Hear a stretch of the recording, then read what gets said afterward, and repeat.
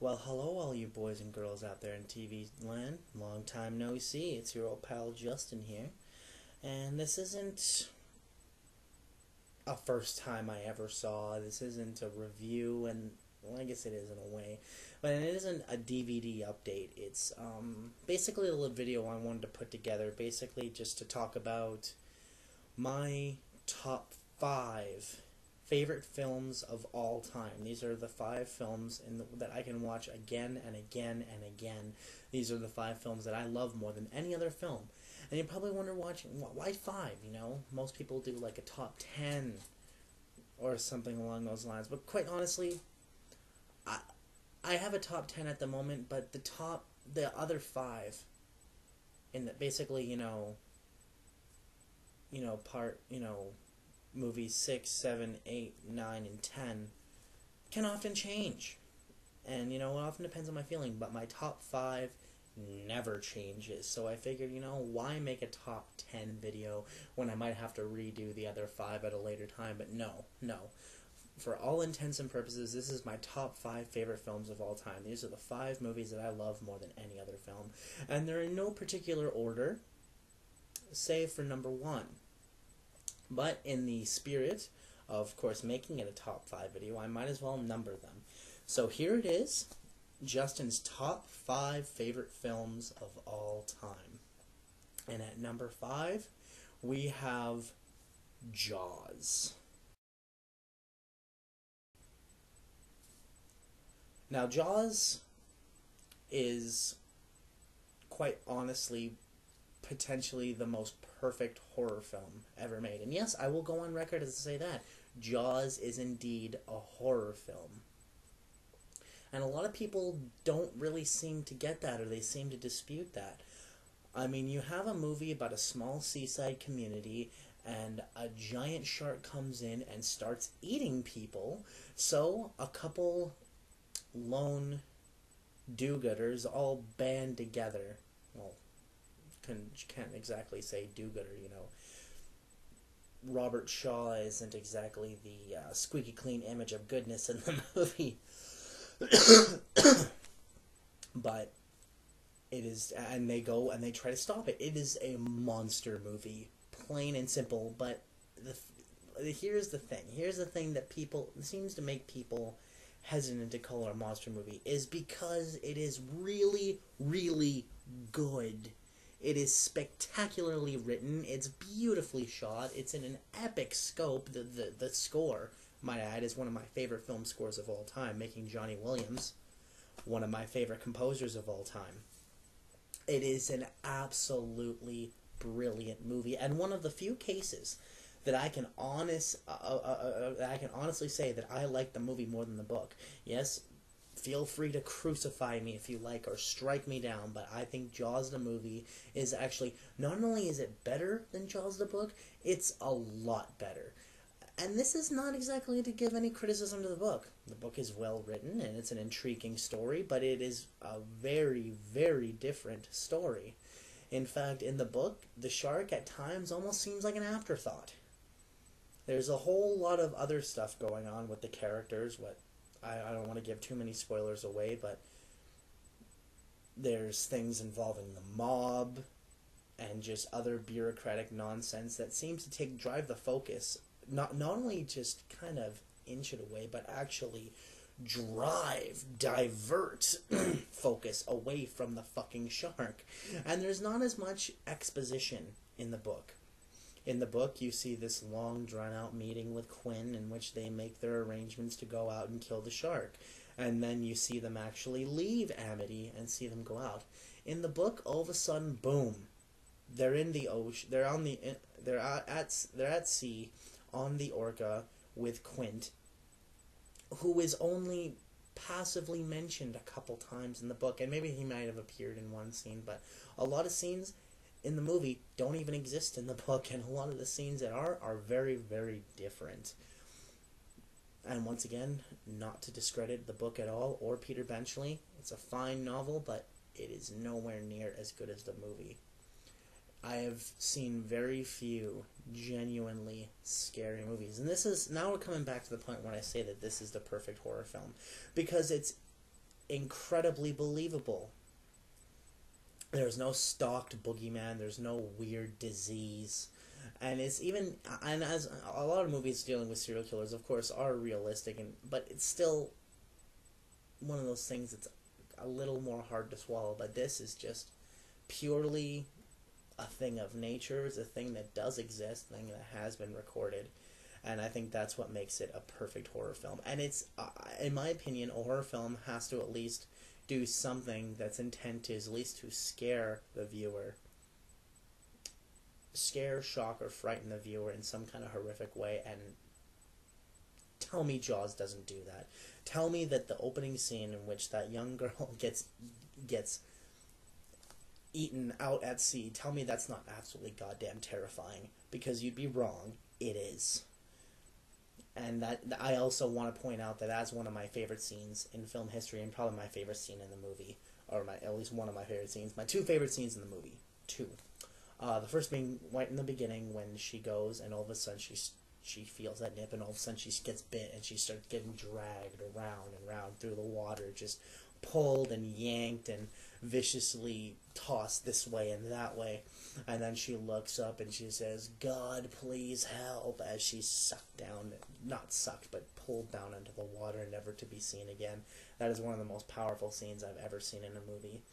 She's crying out to God for someone to save her, and her cries fall on deaf ears.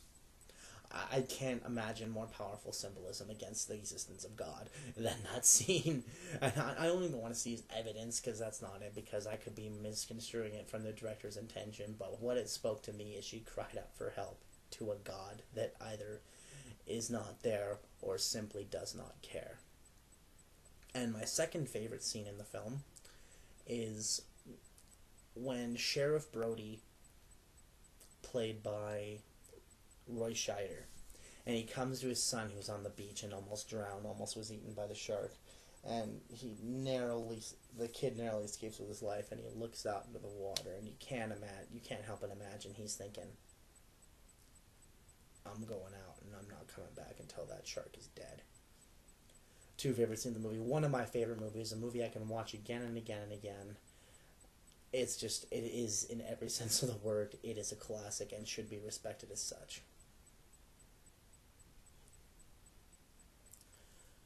Number 4 is a movie that really, a lot of these movies changed my life. I saw Jaws change my life. I saw it at a very young age, and it allowed me to see that, you can be scared by a movie but also be literally thrilled by it, and it can be, this epic adventure, but also a scary movie as well. This movie also opened my mind to the potentials of film, and more specifically, also make a movie frightening, but it's not a horror film at all. And at number 4, we have Martin Scorsese's Taxi Driver. Now, Taxi Driver is a brilliant movie, in my opinion. It is, and to be honest, as much as I like Martin Scorsese, I do not believe him to be God's gift to movies that so many people seem to, and I think he has made some really good movies, but this is without a doubt my favorite of his movies. Just as each of these films are my favorite of their respective directors, and this is no different. This is definitely my favorite Martin Scorsese film. It is just so angry and gritty, and it's propelled almost entirely by dialogue. Even by, a lot of people talk about how shocking and violent the climax is, which it is, but what a lot of people, I think, maybe going to the movie might mistake is the fact that you have to go through a lot of expositionary dialogue. It is a very talky movie, but largely, and what is exactly to the movie's credit, and maybe even why I enjoy the movie as much as I do, is this movie is primarily about one thing, and that is loneliness. This is a movie about a man who is very lonely and feels isolated from this world that surrounds him. He feels isolated, and he tries to reach out. He takes Sybil Shepherd to what he thinks is a movie, tries to take her on a date, but ends up taking her to a porno movie because he almost doesn't even know what porno is. He doesn't know that this is not the kind of movie that you take a girl to, and he legitimately believes that. You can tell, I could take you to another movie. That's just it's one of my favorite scenes in the movie, and it's just it's really really dark. I think it's one of those movies people often mention, Taxi Driver in the lexicon of great American movies, but so little do you actually ever hear really about what it's about. And very few times people come to terms with the fact that the main character isn't likable. He's not a good person, and I think that's something that definitely needs to be considered. He's just a little bit better than the villain. And I guess for all intents and purposes, you could say the villain is Harvey Keitel as Sailor. Which is, and he is a despicable person. He's obviously a pedophile because he's in this sexual relationship with a 12-year-old girl. And he's a drug pusher. He's a pimp. And you see, he's only a little bit worse than Travis Bickle, played by Robert De Niro. Travis Bickle is a psychopath. He's a misanthrope. He's racist. And you see, like I said, he's only a little bit better.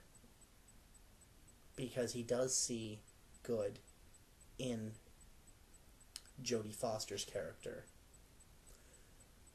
And he does want to help her, but unfortunately he can't really get over the fact that he does essentially hate people.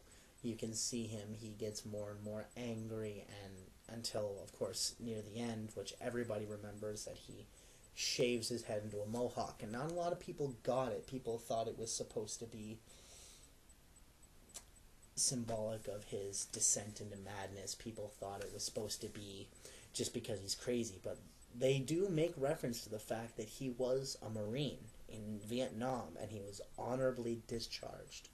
What a lot of soldiers used to do in Vietnam, and I'm not going to take this moment to go on some burning diatribe about the Vietnam War and about how it was horrible and essentially murder, but what some soldiers did is when they would go into villages and essentially kill dozens, hundreds of innocent people, they would shave their head into a mohawk before going into battle. And that in itself was a tradition taken from, I think it was Comanches or some kind of, Native American Indian tribe, as they would do often the same thing. And that is where that comes from, which absolutely symbolizes he is going to war.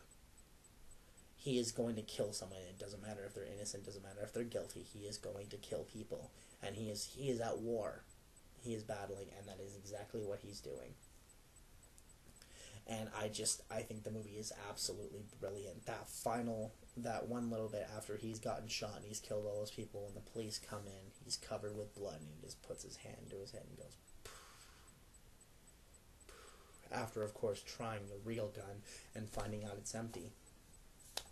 Which, obviously, he could very well be referring to death as where he was going when he's talking to Jodie Foster. When he's talking to Iris. And he's talking about he's going away. Potentially he's talking about dying. Potentially he's talking about going to heaven. Potentially he's talking about going to hell. It's such a tight movie, and everything is just pulled together, and it's just a brilliant movie, and it's one of my favorite movies of all time. Now, number 3 is a movie that's, I think it's probably one of the biggest, it's got to be one of the biggest cult movies of all time. It's credited as being the first Midnight movie. It is one of my favorite movies, as well as I have it on good authority that Marilyn Manson cites this as his favorite film as well, and I'm a reasonably big Marilyn Manson fan. And that movie is El Topo. El Topo was written and directed by, as well as starring Alejandro Jodorowsky, who was actually originally trained to be a mime, and actually wrote several pantomimes for the great Marcel Marceau. his first film, Fando Elise, is interesting. It is a good movie, but you can tell it definitely has a couple drawbacks due to its budget. Fando Elise is a very different film. While they are very similar, in fact, they deal with very surreal elements. El Topo, in my opinion, is his magnum opus. It is absolutely my favorite of his films. It could be basically described as what it would look like if you could almost say it's kind of what it would look like if David Lynch made a western in Mexico. To call it a western is kind of, I want to say it's insulting the movie, but it definitely doesn't completely do the movie justice. It's much more than that. It's incredibly symbolic, incredibly surreal. It's a very visual movie. And even down to everything about it is experimental. And it's a Spanish language film. If you watch it in Spanish, it is still dubbed. Alejandro Jodorowsky, who plays the lead character of El Topo, or the Mole, isn't dubbed by himself. He's dubbed by another man. There's even a female character in the film who's dubbed, interestingly enough, by a man in the Spanish version. This was done all very specifically. And the movie it absolutely is one of those absolutely bizarre movies, and it's a bizarre movie that doesn't have even anywhere remotely close to a conventional ending, and it's just steeped in its own weirdness, and for that I cannot recommend the movie enough. I'll never forget the scene when this one man who is this bandit, this tyrant who has come into this village, is almost like a settlement put together by like monks and other people, comes in his town and essentially makes himself God. And then El Topo comes, and he doesn't kill him, but he castrates him. He actually cuts off his genitals, and therefore makes him, almost symbolically makes him mortal again. He doesn't even view himself as a god anymore, and then he shoots himself in the mouth. And it's so symbolic and so well made, and like I said before, so fucking weird.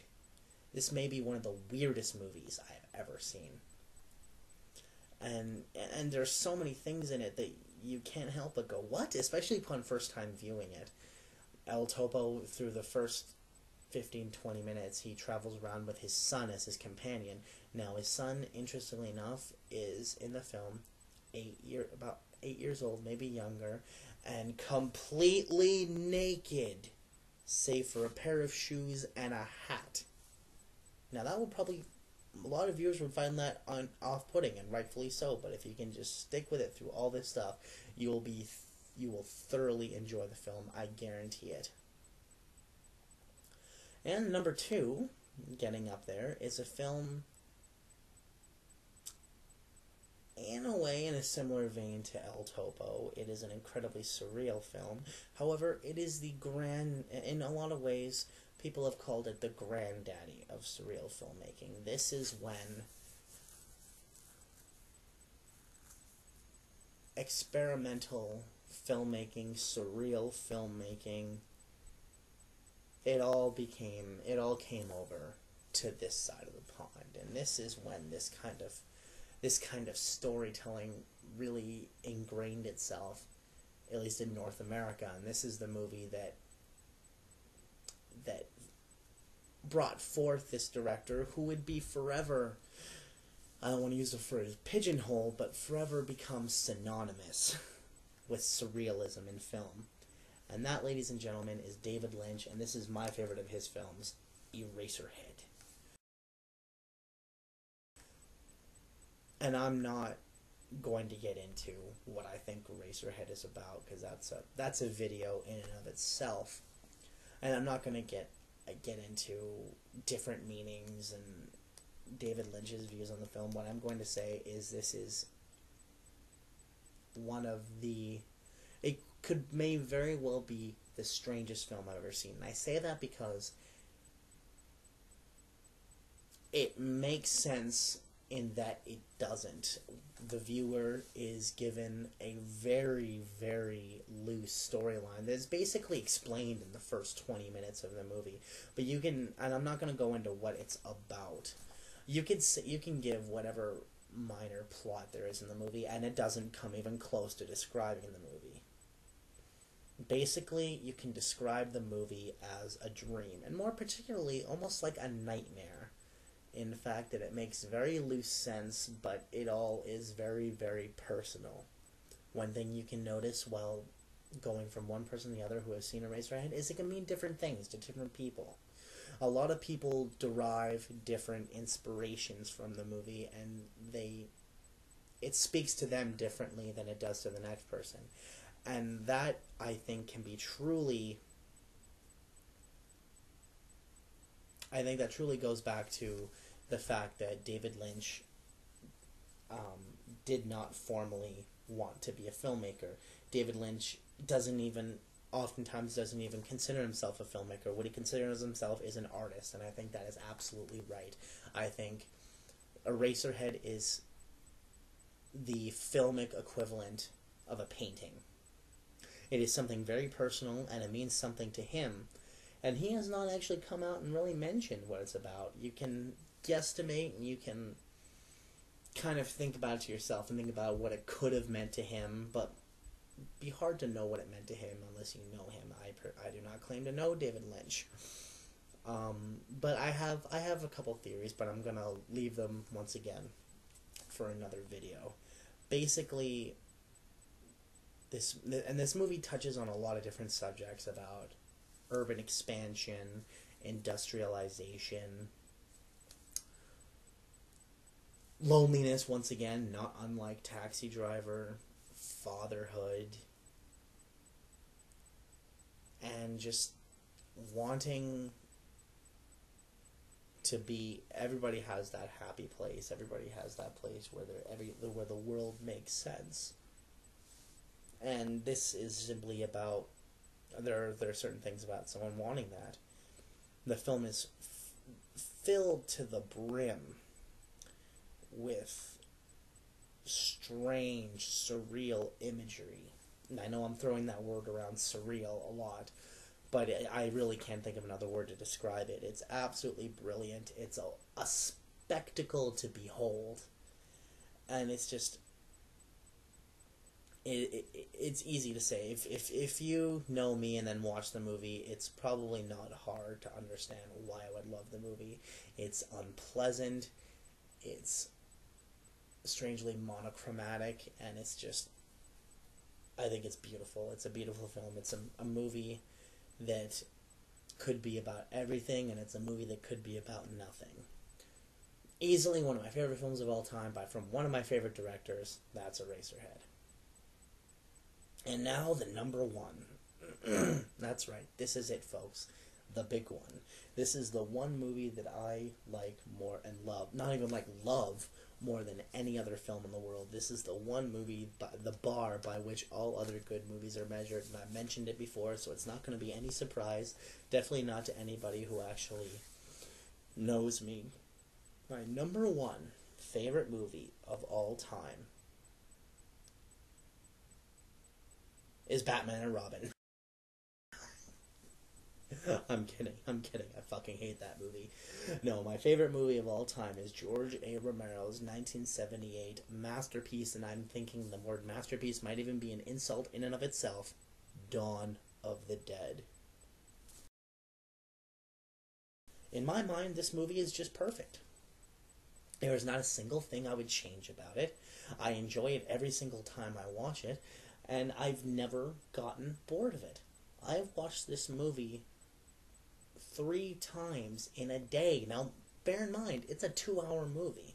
Depending on what cut the shortest cut you'll ever will see of this movie, I would imagine, without it being some heavily actually censored version, is Dario Argento's cut entitled Zombie, which runs at about 1 hour and 55 minutes. So, generally speaking, it's a all intents and purposes, this is a 2-hour movie. And I remember watching this 3 times in one day, and I did not get bored of it. This is my favorite movie of all time. I really can't stress that enough. It is frightening, even if only in its idea. Large about the fact there aren't any real jump scares or anything like that. It's satirical. At times it's even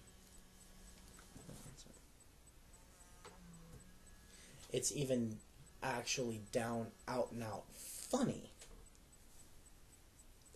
And it's gory, it's violent, it's menacing, it's bleak. It is everything that I absolutely love in a movie. It's metaphorical. It's just absolutely a brilliant movie. Might very well be one of the smartest horror films ever made. And I will say that to my dying breath. This is my favorite movie of all time. And to be honest, a lot of people must say, "Oh, you must hate the remake." And that's not true. I enjoyed. I'm even kind of against using the term remake, because I don't believe it to be a remake. Not really. It's a remake in name only. And literally, best thing you could say is, oh, there's a couple scenes that are kind of like in the original. Heck, you even have Ken Foree, or Foray. I can't quite remember how to pronounce his last name. Actually delivering the line, "When there's no more room in hell, the dead will walk the earth," just like he did in the original, except the context is different. And oh, you have, a maintenance man being killed by something going through his head. Oh, that's kind of cool, but other than that, there is absolutely no similarities between the two movies. I would have loved it if they just gave it a different title, called it an homage, and I think it honestly would have worked better. And I don't know, maybe that was the case. For all I know, James Gunn wrote a screenplay that was actually just supposed to pay homage to the original Dawn of the Dead, but wasn't in itself a remake. See, I honestly, that would have changed my opinion of the movie. It really would. But the fact is, they tried to cash in on all these fans of Dawn of the Dead by calling, they wanted something blatant enough to get their attention. Oh, this movie's kind of like Dawn of the Dead. No, this movie is Dawn of the Dead, but it isn't. I don't get it. And I'm not a huge fan of running zombies either. Sorry. Because, why, how could you possibly survive in a world where in a zombie-infested world where these zombies are as fast as Donovan Bailey? That does not make sense. However, if they're slow, you can find yourself, being able to survive. Maybe by the skin of your teeth, but being able to survive. So you can actually relate with the characters. You can relate with what's going on. If they can run that fast and they can shimmy down poles, they can climb up walls and all this other shit, then I know I'm fucked. And I'm sure you're fucked. So that there isn't really, you can't really put yourself in the character's shoes, which is something I always loved about the original Dawn of the Dead. It's incredibly easy to put yourself in the shoes and thinking, oh, that'd be me, or I would do that, or maybe I would do it this way, what have you. And it's just a glorious, glorious movie. And it is one of those movies, I know every single line of the movie verbatim, and I recite it whenever I watch it. And that is, I hope, is just a true testament to how much I love the movie and how much the movie has affected my life. And there you have it, folks. That's my top 5 favorite movies of all time. I'm just going to do a little outro bit to let you know what's going on here. I actually got a job, which I start tomorrow. Today is Sunday. I started tomorrow on Monday. And which means, of course, I'm going to have some money coming in, and lo and behold, I'm going to actually be able to start doing DVD collection update videos again. And I'll probably look into buying a different camera, just simply only one with a better microphone. And I'm going to be able to actually start posting videos more regularly today, so my, for lack of a better word, fans will actually be able to keep up on current events and things like that, which I am very, very much looking forward to. And I'm sorry this is kind of a delayed video. I'm gonna definitely try and post more often. It's been very hectic lately, and I can't promise that they're going to be able to be as consistent as I'd like them to. That being said, hopefully, for all intents and purposes, I'll actually be able to start posting more often and keep it semi-consistent. So until next time, kids, thank you very much for watching. Until next time, this is your old pal Justin, signing off.